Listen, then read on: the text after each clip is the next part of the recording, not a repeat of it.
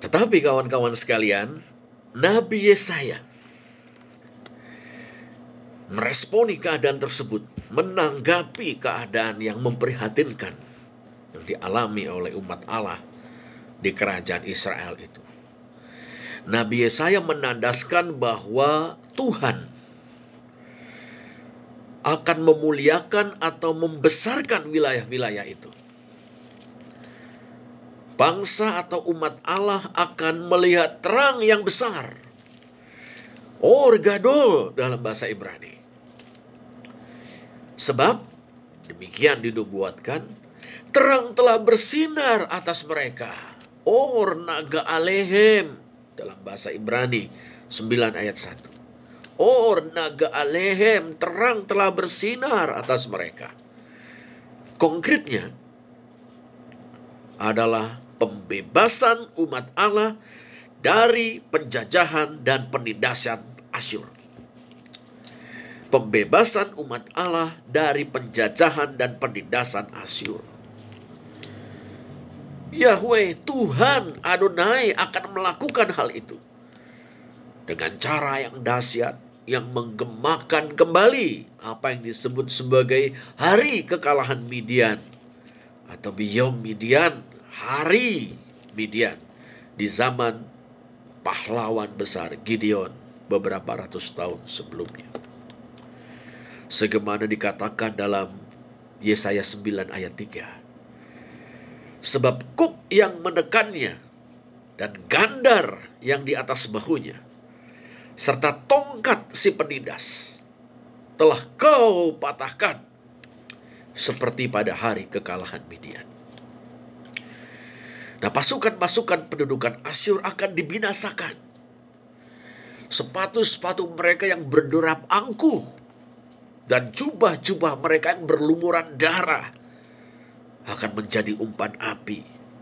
Yesaya 9 ayat 4. Nah, sudah barang tentu kawan-kawan sekalian, pembebasan ini akan membuat umat sangat bersuka cita. Kita membaca dalam ayat 2, Engkau telah menimbulkan banyak sorak-sorak dan sukacita yang besar. Mereka telah bersuka cita di hadapanmu, seperti sukacita di waktu panen. Seperti orang bersorak-sorak di waktu membagi-bagi jarahan. Pertanyaannya, kapan? Jawabannya, tidak lama lagi. Kenapa?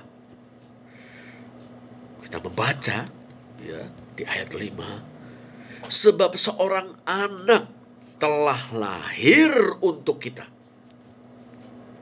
Diperjelas, seorang putra, anak laki-laki, telah diberikan untuk kita. Lambang pemerintahan ada di atas bahunya. Dalam bahasa Ibrani hanya disebut Hamisrah atau pemerintahan. Pemerintahan ada di atas bahunya. Dia mengemban kekuasaan sebagai pemerintah. Dan namanya akan dipanggil, atau namanya akan disebutkan orang dalam teks Ibrani, Wayikra Shemo, dan namanya akan dipanggil.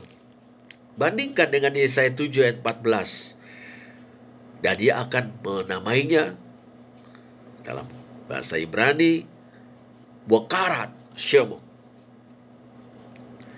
Namanya akan dipanggil penasihat ajaib, Allah yang perkasa, Bapa yang kekal, Raja damai.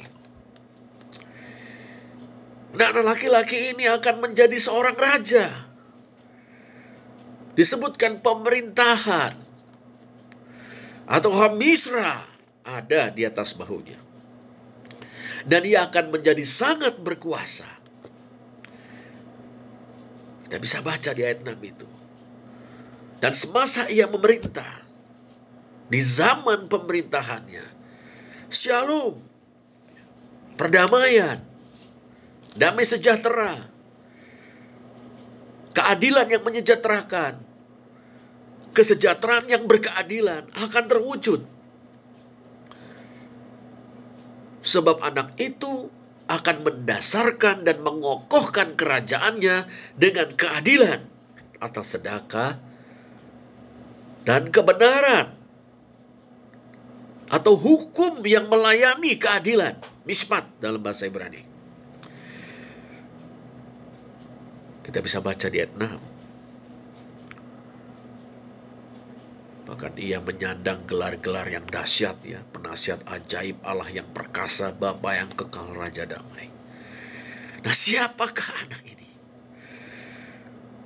Nampaknya ini merujuk pada seorang putra atau anak laki-laki Raja Ahaz yang bernama Hizkia.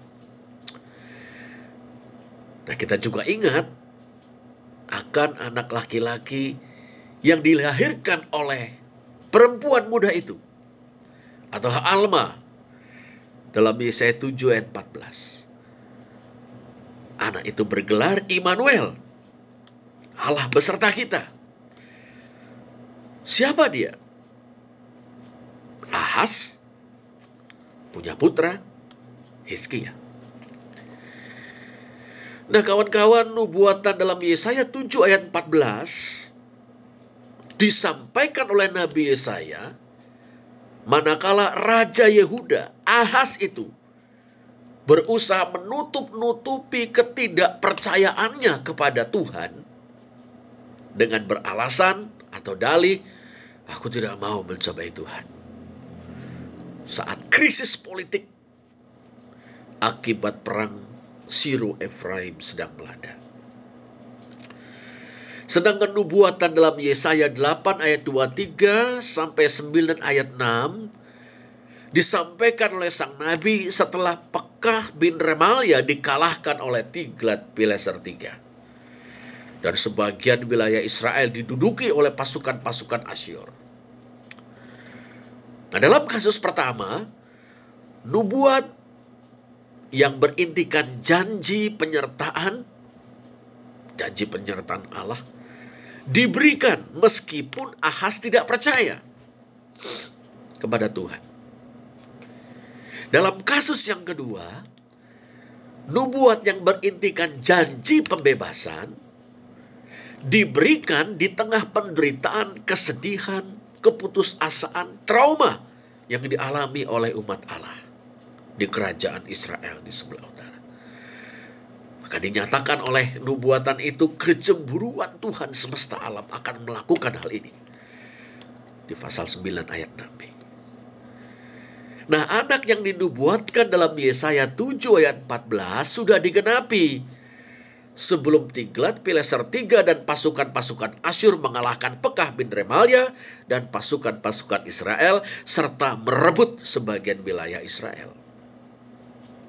Nah, anak yang menjadi tanda bahwa Yahweh, Tuhan Allah, menyertai Yehuda sehingga tidak jatuh ke dalam tangan Aram dan Israel, sekaligus juga menjadi tanda bahwa Allah akan membebaskan Israel dari penjajahan dan penindasan Asyur. Maka dalam diri Hizkia, putra Raja Ahaz, Allah menyatakan bahwa ia akan menyertai Yehuda di selatan dan membebaskan Israel di utara.